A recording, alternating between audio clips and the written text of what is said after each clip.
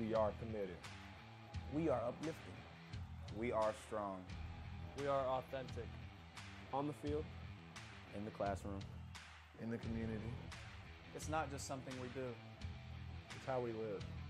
It's our way. Always pushing one another. Working towards the same vision. Stronger together. This is the CUSA way.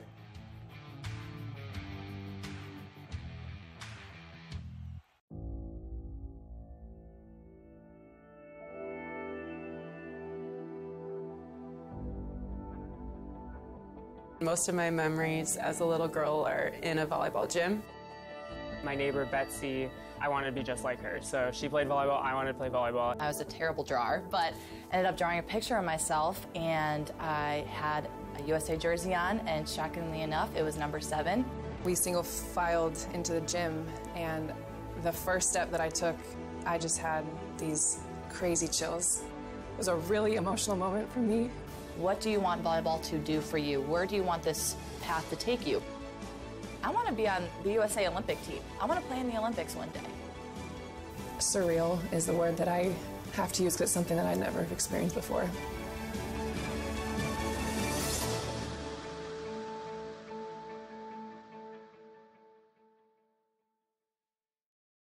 We're a university founded on the site of an airport, reaching new heights. It's in our DNA. And since then, we've dedicated ourselves to solving the big problems facing our community and the world.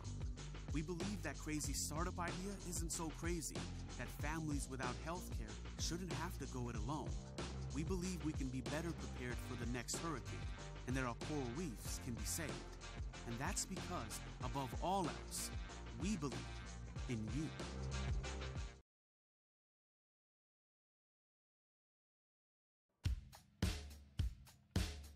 Panthers had their sights on win number 6 on a chilly Kentucky night, and quickly FIU set the tone. A one-armed grab, a determined catch, another highlight for the former QB from Booker T, and the playmaking didn't stop there on either side of the football. Stanley Thomas, 7 tackles, 4 pass breakups, 1 interception, and 1 game ball. He's accepted his new role as a junior. Perhaps he'll accept Defensive Player of the Week honors later today. He sparked the defense who held Western to 3 points through 3 quarters. Hey, Devontae Price, last season 131 rushing yards, Saturday night 119, soaring into the arms of the teammates and the opponent's scouting reports looking for ways to slow him down, and Bryce Singleton back of the end zone. This is Panther Talk Live with Butch Davis, another post-victory installment, a Shula Bowl week edition on an exceptionally nice day in Miami. Got to tell the guys to put our setup outside today. No It kidding. feels perfect, and it's always nice to have a post-victory edition of Panther Talk Live. I'm AJ Ricketts. That's Butch Davis.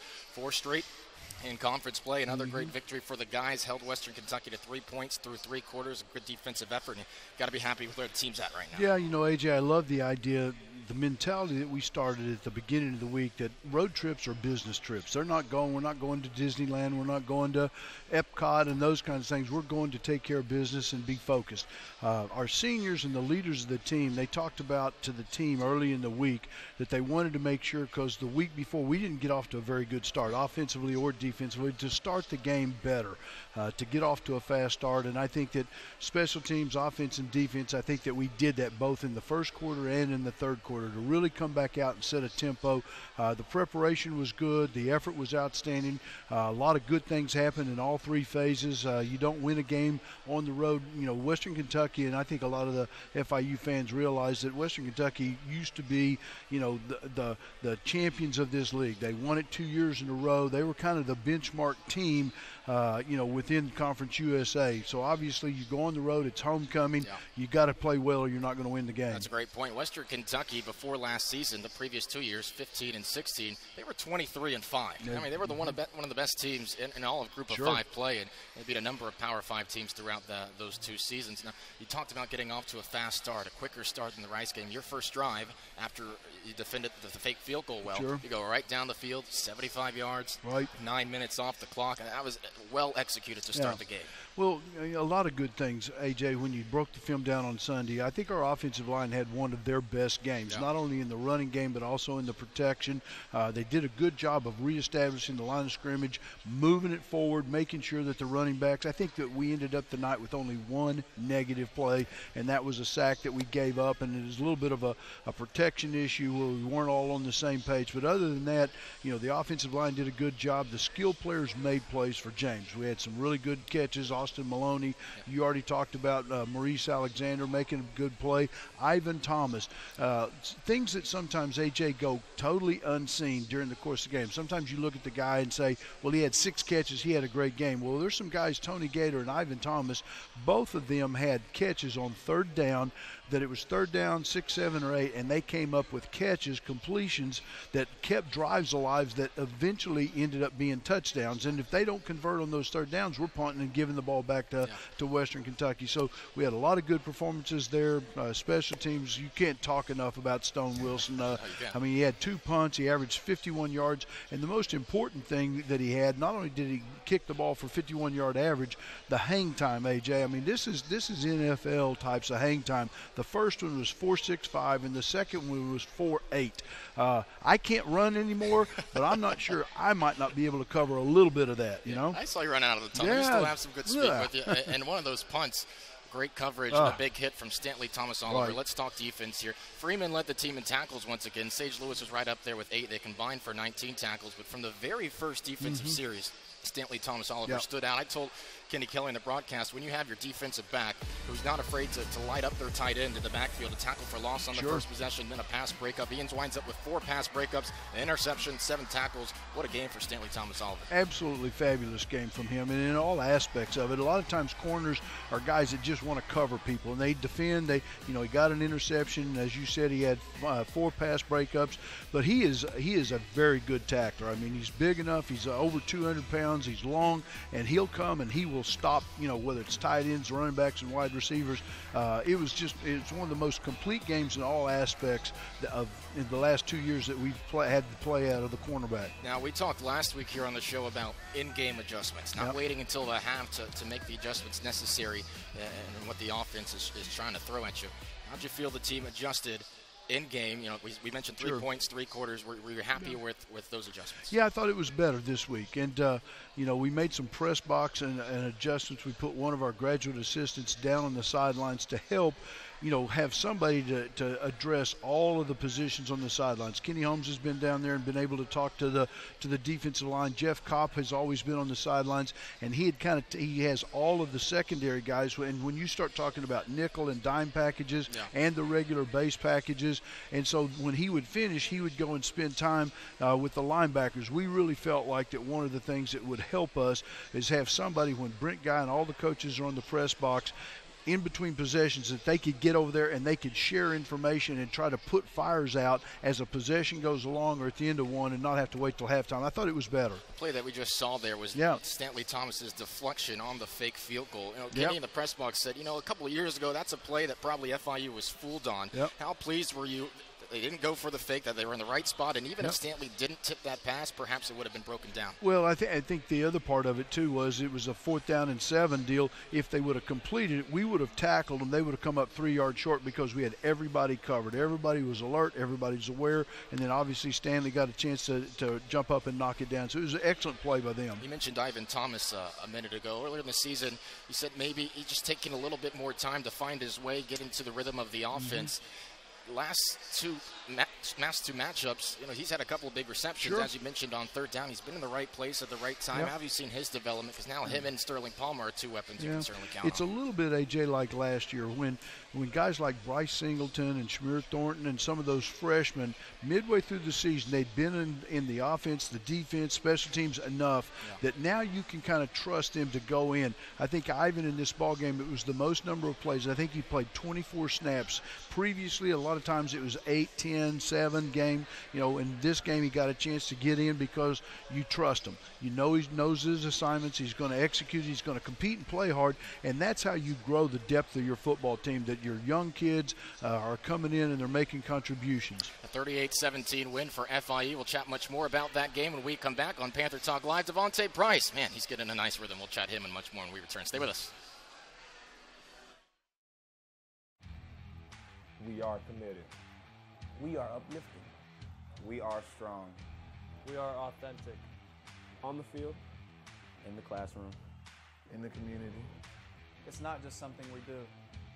It's how we live. It's our way. Always pushing one another.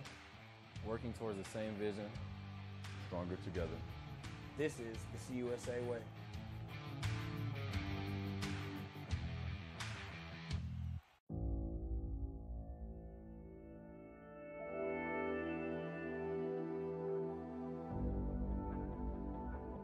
Most of my memories as a little girl are in a volleyball gym.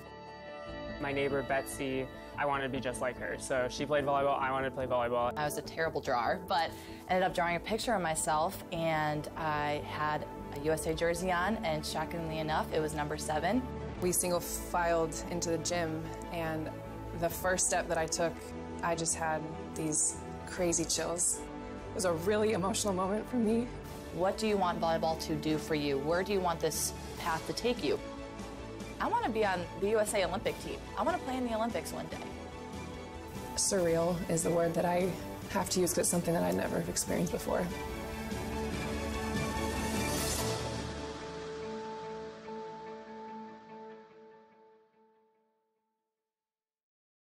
We're a university founded on the side of an airport, reaching new heights. It's in our DNA. And since then, we've dedicated ourselves to solving the big problems facing our community and the world. We believe that crazy startup idea isn't so crazy, that families without health care shouldn't have to go it alone. We believe we can be better prepared for the next hurricane, and that our coral reefs can be saved. And that's because, above all else, we believe in you.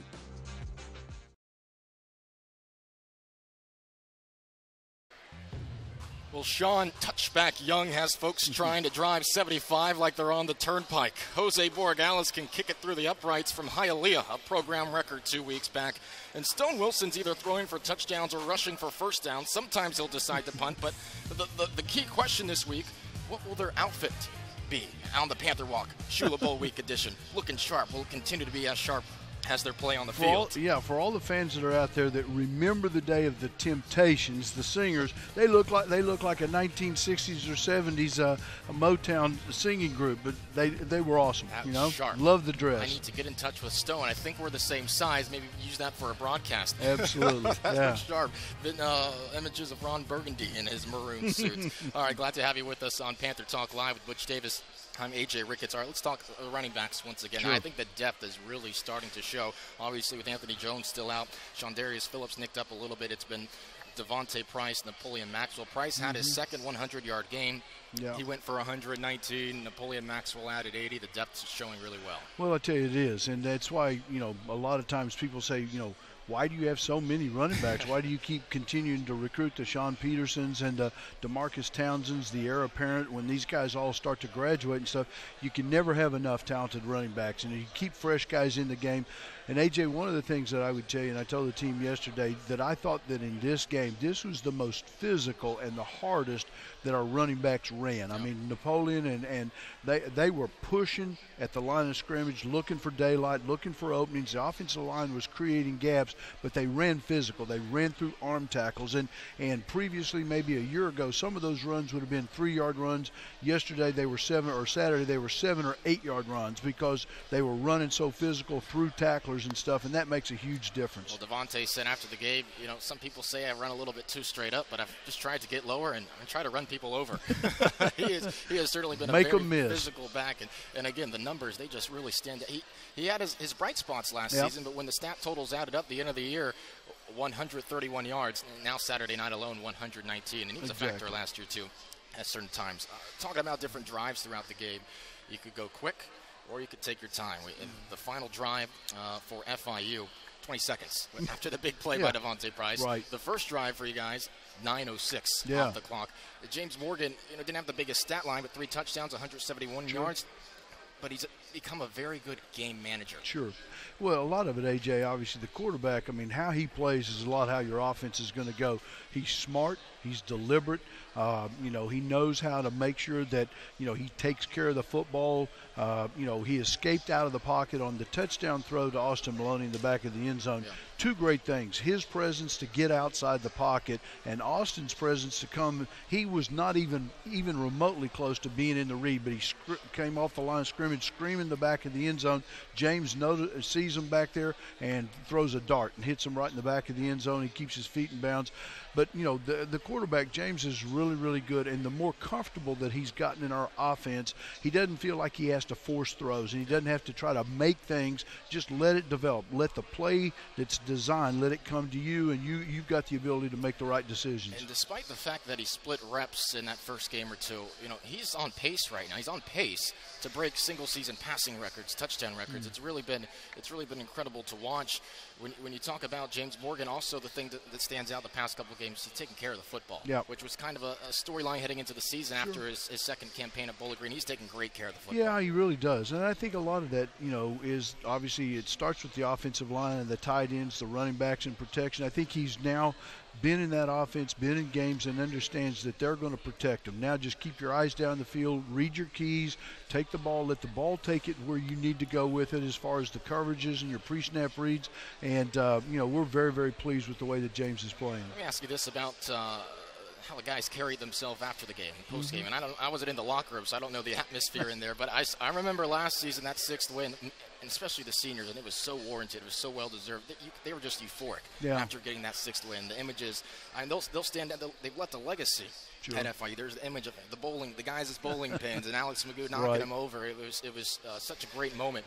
To get the 6th win here, at least watching them on the field, just walking off. This was expected. This was the business-like performance you wanted. And maybe you celebrated in the locker room. I just didn't see that, but I thought that was neat. It was like, there was a certain amount of celebration, but not about being the 6th win, more about just getting the win. And I think, obviously, we gave a game ball to Stanley Thomas, and I think everybody really appreciated because they realized what type of game that he actually had. But, nobody back in January when the second semester started, nobody said 6 wins is what our goal is. I mean, that has nothing to do with it. We just want to try to play the best that we can every single week, be prepared, and like we talked about in the locker room, our record right now is 0-0. Right. We haven't won any games. We just want to make sure that we focus on this week. Absolutely. Shula Bolt edition coming up this week. We'll chat FAU. We'll also take your Twitter questions when we return on Panther Talk Live with Butch Davis. We are committed. We are uplifting. We are strong. We are authentic. On the field, In the classroom. in the community. It's not just something we do. It's how we live. It's our way. Always pushing one another. Working towards the same vision. Stronger together. This is the CUSA way.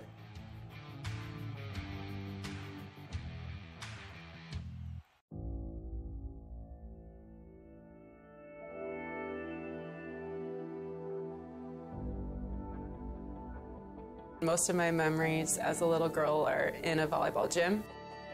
My neighbor, Betsy, I wanted to be just like her. So she played volleyball, I wanted to play volleyball. I was a terrible drawer, but ended up drawing a picture of myself, and I had a USA jersey on, and shockingly enough, it was number 7.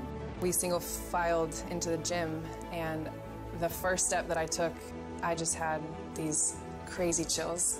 It was a really emotional moment for me.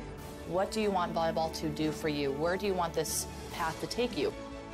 I want to be on the USA Olympic team. I want to play in the Olympics one day. Surreal is the word that I have to use because it's something that I never have experienced before.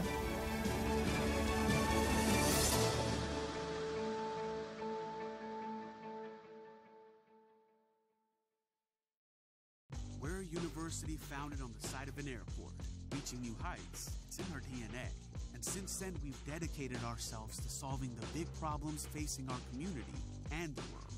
We believe that crazy startup idea isn't so crazy, that families without health care shouldn't have to go it alone. We believe we can be better prepared for the next hurricane, and that our coral reefs can be saved.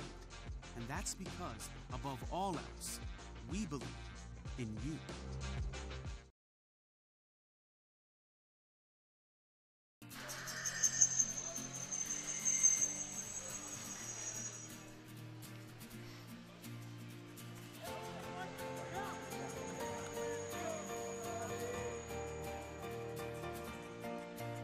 Another great moment, sixth win for the FIU Panthers. This is Panther Talk Live with Butch Davis getting the job done in the chilly Bowling Green this past Saturday night's team staying hot. It's great to see 6-2, 4-0 overall in conference play. 0-0 this week. I'm AJ Ricketts alongside Butch Davis. AJ, you can tell you're from South Florida. You called that chilly weather, okay? Sure That's did. Football weather. I mean, sure that did. was awesome. Look, I mean, when the high lived in during South the day. Florida a couple of years, the blood changes. Yeah, exactly. You got your blood is thinned out. I mean, it was awesome to play in that kind of weather. It was fun. It was like 64 degrees in the middle of the afternoon. That kickoff, I think it had gotten down to like 58, and I mean, you could play a double hitter in weather like that. I thought it was funny. Before the game, Damian Lewis was walking on the sideline. He said, why are there heaters here? We don't need heaters. What the heck are these doing here? Y'all don't need these. Yeah. Preparation, you never know. The wind can That's change, true. I and all thought of it a was going sudden to drop further. I have the layers no on in the doubt. open air press box. Anything under 70 in Miami, the North Face jackets are coming on everyone on campus. It's funny to see. It's actually a cool day today too in South Florida. Beautiful day for our perspective. All right, we asked for your questions. We are a show of the people, and you guys responded about 8 or 9 this week. Let's get to a couple of those. Our first Twitter question from the only other Ed, since we no longer have a TD cannon. We get a barrel for Captain Morgan to stand on. You know, Eduardo, we actually put in our input to Captain Morgan, and they're going to change the logo moving forward. There we go, the new. Yeah. Can you get jersey number 12 underneath that saber let's put on a the jersey sideline? on Captain Morgan. I agree. I was hoping that they'd still have the cannon and shoot that. That's been a tradition here, and I was surprised when we didn't have it in the first game. Captain Morgan is in the Royal Panther Air Force, racking up yardage each and every week. All right, moving forward, our next Twitter question on Panther Talk Live, which Davis would for. What do we got coming up next? All right, Eddie Hundal. Can James Morgan play on Sundays? And have any NFL teams inquired about him? And also they're wondering the status of Anthony Jones moving forward. Yeah, absolutely. There's no doubt that James Morgan can play in the National Football League. The good news is he has one more year with us. Yeah. So we get him for the rest of this year. We'll get him for next year. But he has all the talent. I mean, obviously one of the things that NFL scouts, when they come and evaluate, they look at decision-making, they look at arm strength, they look at intelligence and stuff, and he checks all the boxes. I mean, when he comes in there, I mean, his preparation is legendary. I mean, he comes in 4 or 5 hours, he's watching tape on his own, he's looking at film, he's trying to, meet with the rest of the receivers and the offensive guys. You couldn't ask James Morgan to do any more, and obviously he's going to play. The Anthony Jones question, it's still week by week, Sure. and every week we'll find out sometime today. Today's our players' day off. We usually in contact are all the guys that got nicked up. They're getting treatment, and then we reach out to the doctors, and we'll find out whether Anthony's getting cleared to return to actual game action. And it's terrific that is even a possibility. No of kidding. course, it's been a wonderful recovery for Anthony Jones. And James Morgan, we talked about, he has made some NFL caliber throws each and every game. All right, next up on our Twitter feedback, our Twitter questions, what do we got? All right, Walter Lineberger. Congrats on a great season so far, Coach. How have you been able to attract such great talent to FIU? Keep up the great work. Keep making us alumni proud. Love to see that. But you talk about the talent. A couple 4-star guys, a lot of 3-star guys. What's your pitch when you meet with these people? Well, obviously, I mean, it starts with the idea that myself, Bryn Brenner, who's in charge of recruiting, and our position coaches do a great job in the evaluation. We're going after guys that are elite players. We're going after guys that can take us to a program where we have a chance to go 13-0, be the conference champion, play in a January 1 bowl game. We're not just looking for guys that, could make a team. They got to be better than the guys that we have on the team that are playing, and every recruiting class has significantly gotten better.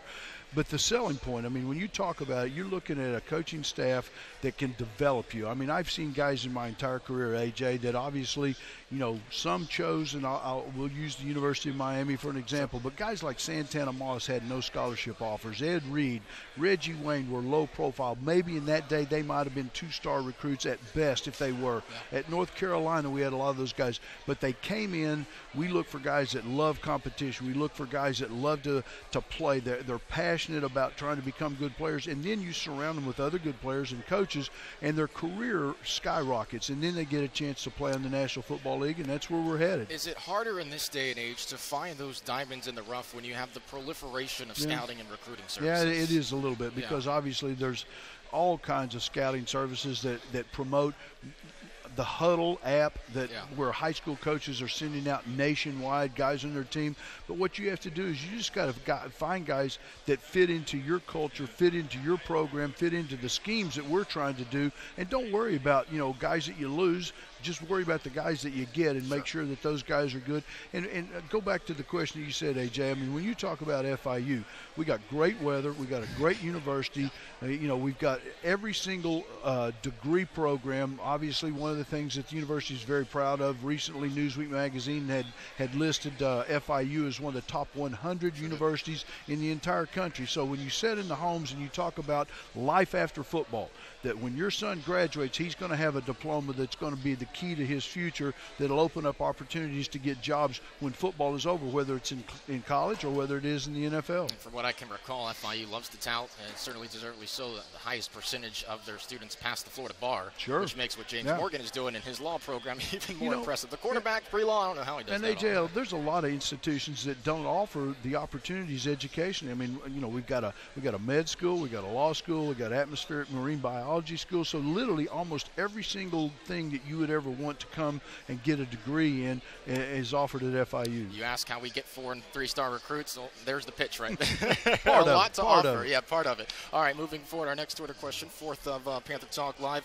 All right, Ricky Morales wondering if he feels like the team will play differently now that they're bowl eligible. And the second part of that question, I don't think the foot is going to come off the gas. These guys, this level of success, they are not taking it for granted. But what's the vibe, in your years of coaching, once you get that 6th win, you have high expectations and you're moving forward? Yeah, you know what, AJ, and it's an absolutely great question because a year ago, we won our 6th game and we literally played extraordinarily flat. We played ODU, who had a losing record.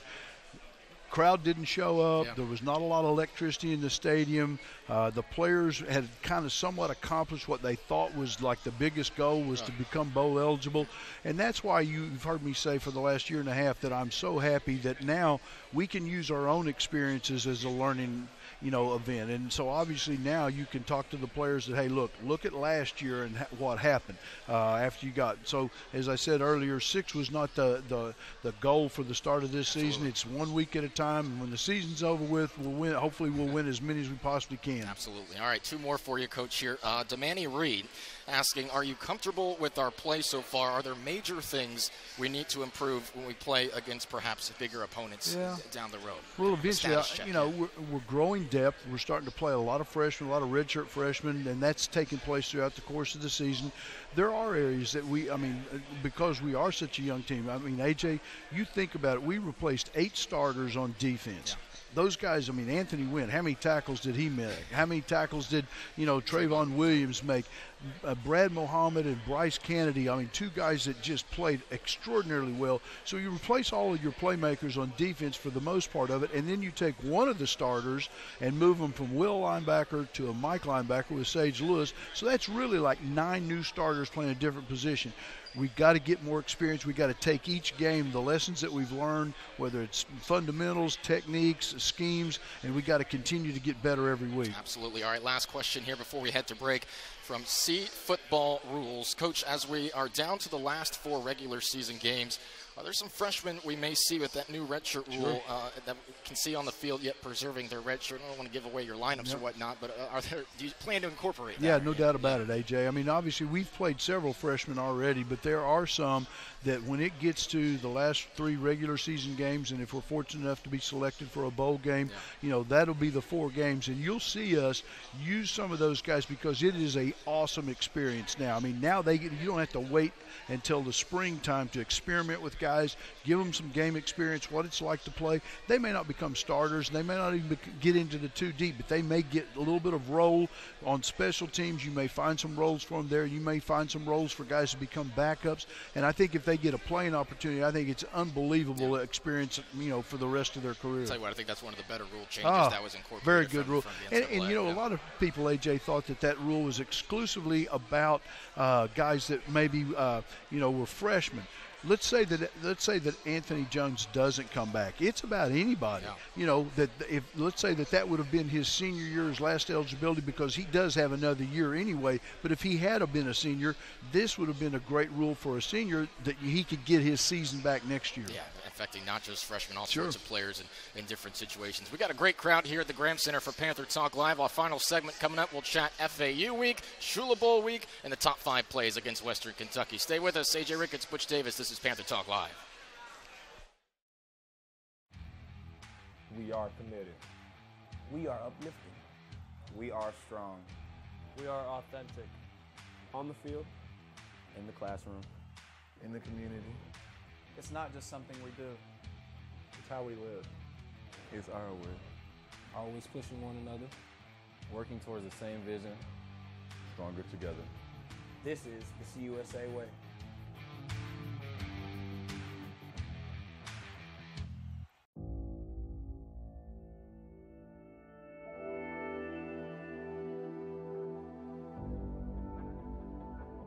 Most of my memories as a little girl are in a volleyball gym. My neighbor Betsy, I wanted to be just like her. So she played volleyball, I wanted to play volleyball. I was a terrible drawer, but ended up drawing a picture of myself, and I had a USA jersey on, and shockingly enough, it was number 7. We single filed into the gym, and the first step that I took, I just had these crazy chills. It was a really emotional moment for me. What do you want volleyball to do for you? Where do you want this path to take you? I want to be on the USA Olympic team. I want to play in the Olympics one day. Surreal is the word that I have to use because it's something that I never have experienced before.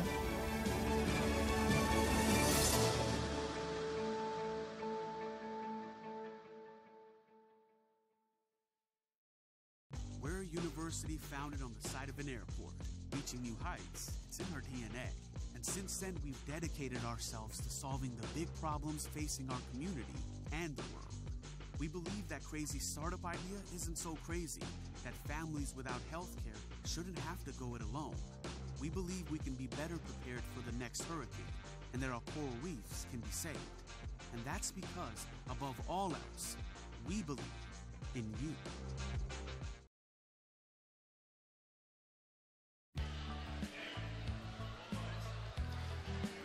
Panther Talk Live with Butch Davis, Shula Bowl edition. Glad to have you on another Monday afternoon. Another great day in Miami as we move forward into preparation against FAU. And obviously, when you talk about the Owls, Lane Kiffin and their running back, Devin Singletary, he averages 100 yards per game, Coach. He has 16 touchdowns this season against La Tech this past Saturday. 171 yards. He had 160-plus last year. When you talk about scouting FAU, he's the first person that comes to mind. There's no doubt about it. He is elite, AJ. And you said he had 171 yards. He probably had 45 to 50 yards called back because of holding. He clearly would have been over 200 yards rushing. That took away some potential scoring opportunities. He had a long run down inside the 30 that got called back and stuff. And so, but he is clearly, without a question, he's the best running back that we've certainly seen this entire season. And despite the loss, he was still named the Pro Football Focus Team of the Week. Yep. And I think a big reason why, Coach, he had 18 missed tackles. Sure. Or he broke 18 tackles, Sure. I should say, for a number of additional yardages, as you can see here. What did he do well against you guys last year, and what you've seen on film against La Tech? What makes him so difficult to defend against? Like all good running backs, AJ, I mean, you just saw it right there. The jump cut ability, if the hole is plugged up, he's got the ability and the vision to bounce outside, outrun some of the support people, get on the edge. When he gets to the second level, like all really, really good running backs, he's got a chance to make guys in the hole miss, whether it's safeties, whether it's linebackers. And surprisingly, the thing that people underestimate, he runs physically. I mean, this is really, truly an electric running back. He does a good job. And they're a good offense, AJ. I mean, he is a key part of it. But they've got good receivers. They've got good tight ends and H-backs. They spread them around, and obviously it all starts with him. In rivalry matchups, records always go out the window. No one really cares that FAU is 3-6 on the season. What's notable, they have an explosive offense. They have Devin Singletary. They're fighting for their bowl eligibility. Sure. They need to win a majority of their final games, including this rivalry matchup, to return to a bowl game. The defending Conference USA champions certainly have a number of players that our guys are familiar with. It's year in and year out.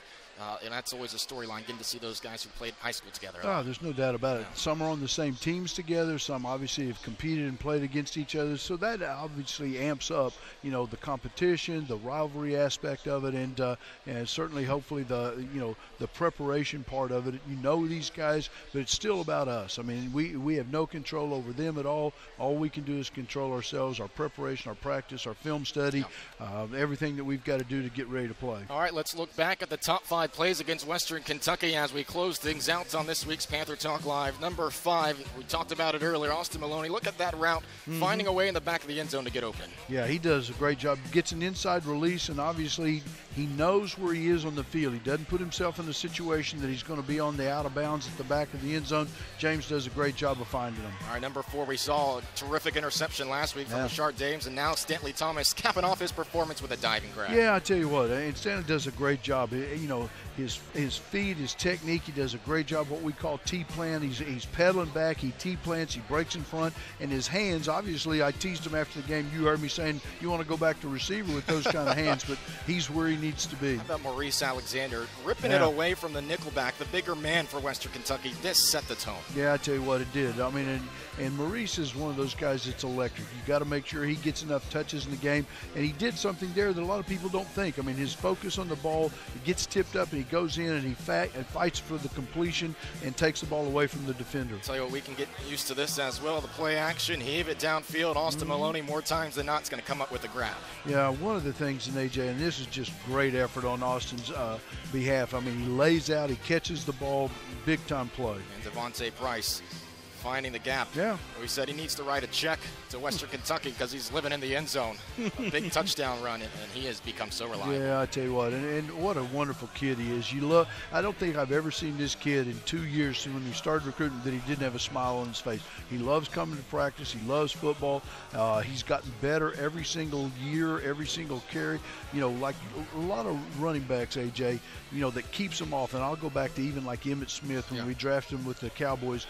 How quick can they pick up all of the passing game aspect of it, whether it's the blitz pickup, whether it's protection part of it, whether it's running routes. Everybody, if you're a talented running back, God gave you the ability to run, to the speed or the ability, but the part of it, and that's where he's made the biggest improvement in his game. And he had 5 catches last week, too, against Rice. He can be used in the passing game as well. Coach, last thing here as we wrap things up.